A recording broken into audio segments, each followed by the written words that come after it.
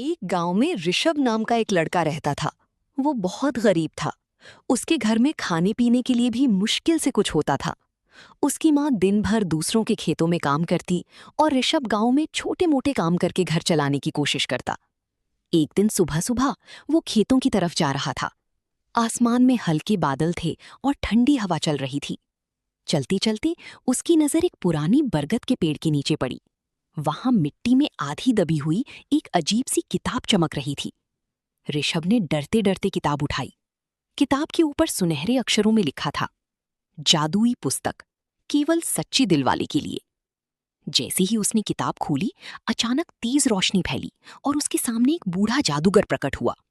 जादूगर बोला, ऋषभ, ये कोई साधारण किताब नहीं है।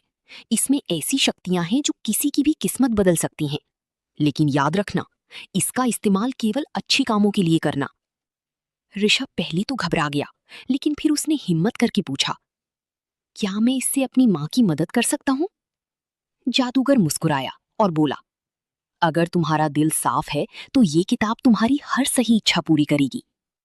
ऋषभ ने किताब बंद करके मन ही मन कहा, काश मेरे घर में खाने के लिए अनाज आ जाए। अचानक उसके घर में अनाज की बोरियां, फल और सब्जियां दिखाई देने लगी।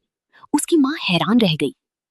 धीरे धीरे ऋषभ उस जादुई किताब की मदद से गांव के गरीब लोगों की भी सहायता करने लगा। किसी के घर में खाना पहुंचाता, किसी के लिए दवा लाता, तो किसी के टूटे घर की मरम्मत करवा देता। लेकिन गांव का लालची जमींदार ये सब देखकर जलने लगा।